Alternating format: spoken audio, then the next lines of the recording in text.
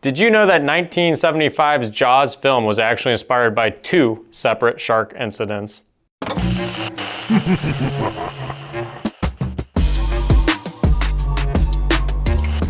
Hey there, welcome to another edition of the Sunday Scaries. I'm your host, Mike, and today we're going to be talking about the 1975 film Jaws. And if you haven't already, please subscribe and like, but I got some great content for you.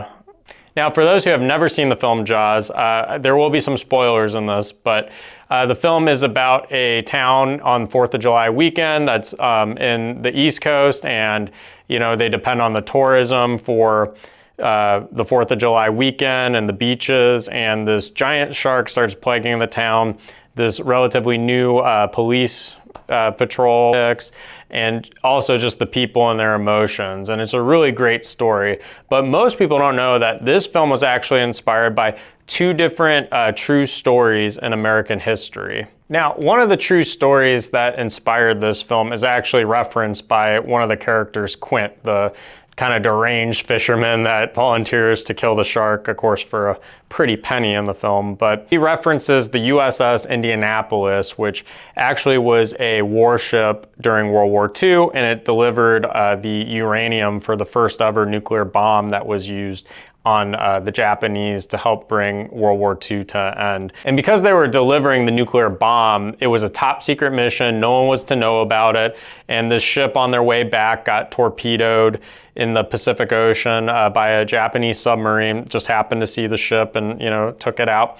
All the fishermen went overboard, and for days they were stranded at sea, and oceanic white tips actually came, which is a type of shark, and it's a deep water shark. It doesn't get a lot of encounters with people normally because it's usually out in the middle of the ocean, and they're very opportunistic sharks, and they see all these people in the water and they start taking bites, and many of the sailors actually got partially eaten by sharks. They weren't fully devoured like in some of these shark movies. And unfortunately, a lot of them didn't make it. And Quint referenced this, and his character actually was supposed to have been on the ship, and that's fictional, given that Jaws is a fictional story. But, it's really interesting because it creates right off the bat, just with that story alone, this idea that sharks do eat people, and they are this threat when you're in the water with them. Now, the second incident that actually is much more like the film Jaws in a lot of ways is the 1916 New Jersey 12 Days of Terror shark attacks. And over the course of these 12 days, there was 5 shark attacks off the coast of New Jersey. And the first 2 were actually out on a beach. They were the first 2 shark attacks, and no one made it in those 2 incidents, and they were actually out on the ocean. But the second 3 shark attacks all took place the same day and were up a creek. And pretty much what happened was, for sure, one shark attacked 3 people in that one day, but the other 2 may have been connected to the same shark. And it created this terror because up until this point, there actually hadn't been any recorded shark attacks, and scientists actually believed that sharks didn't hurt people. And so this kind of New Jersey area was completely terrified, and this was a community that depended on the beaches for their tourism. And so it caused this huge panic that these people were getting killed by sharks. And of the 5 people that were attacked, only 1 of them lived. 4 of them unfortunately passed away. And the shark was eventually caught, and they actually opened it up and found remains of human flesh inside the shark's stomach. So this story really is what inspired Jaws, even more so than the USS Indianapolis. But when you combine the 2, and it creates the reality that sharks do and can attack people. And the shark in New Jersey was much smaller than the one in the movie. It was a juvenile, I believe. They estimate around 8 feet roughly, but the one in the movie is supposed to be closer to 30 feet, which there still has, to my knowledge, not been a 30-foot great white shark caught. I believe the biggest one not actually seen, but bite size after a shark attack, they estimated was over 21 feet, but still, pretty menacing and threatening, right? And so these incidents really inspired the film. And with the history of these 2 attacks, it really does create the idea that a shark could terrorize a town and develop this rogue shark theory. And rogue shark theory means that a shark develops a sense that people are a source of food and will keep going back to an area and hunting people until that food source is completely gone. So pretty much the only way to stop it is just have people not going in the water for a long period of time and cut off that food supply. So, you know, in that regard, you know, Jaws does a really great job of building on some source material to really build fear that this could actually happen, even though, you know, we've done a lot of research and sharks don't actually hunt people, according to the vast majority of scientists.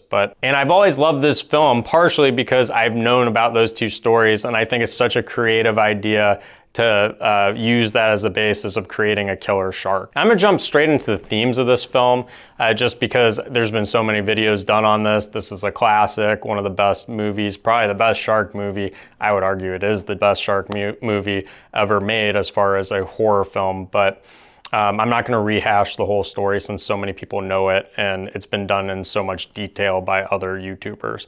But some themes that I really like in this film. So the first one is doing the right thing versus doing what is economically sensible, right? This town's completely financially dependent on tourism during specifically the 4th of July and summertime. And for them, it is devastating to close the beaches.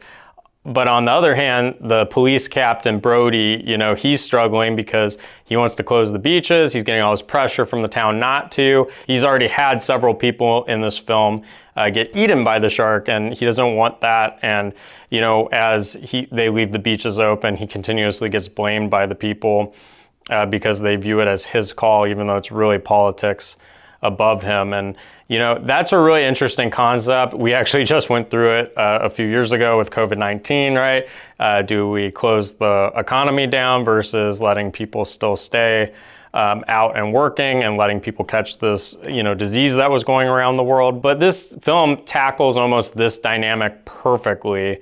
And, you know, it is a real thing where people make decisions based off money, not necessarily always what is the best for people's safety at times or well-being. And then another theme as far as setting goes is just the ocean in general. It's vast, it's massive, there's so many creatures inside it, and it's also not a place that people are really supposed to be, right? We did not evolve to live in the ocean, and you know, we naturally, yeah, we can swim a little bit, but our bodies are not made to really survive in the ocean. So when you put characters in a horror setting in the ocean, especially when they're in the water and not on a boat, you know, their attacker can come from any angle.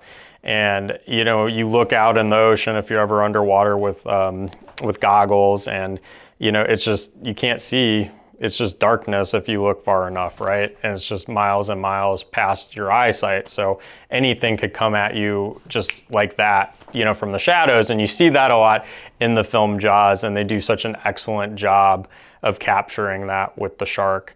And then even on the boat, you know, it can go under the boat. You don't know where exactly it is at any time. And the shark is big enough to where it can sink the boat, which, you know, there isn't really a shark, at least that we know of, big enough to do that or aggressive enough. And honestly, even if there was a 30-foot shark, I don't think it could sink a boat like it does in this film. But, you know, just that whole atmosphere with the shark is pretty scary. And then the last thing, and this kind of matters with any creature feature, whether it be a shark movie or an alien movie or whatever it is, but, you know, facing a creature that is physically more powerful than the man or the person in the film, trying to outsmart the creature, right? And, you know, in this, the shark is 30 feet long, it's huge. In the water, it has all the advantages. It can smell blood, it can hear you, it's got better eyesight than you under the water.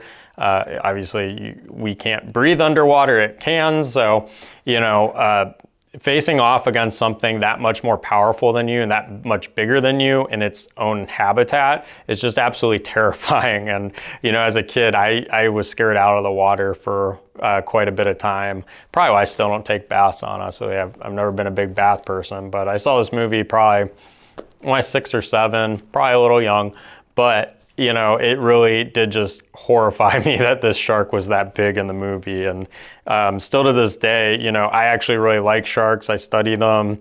I've been in a shark cage before, but they do scare the crap out of me because, and I've been, not with great whites, but I've been down in a shark cage with about 12-foot sharks. And, you know, that thing, if I wasn't in the cage, could do whatever it wanted.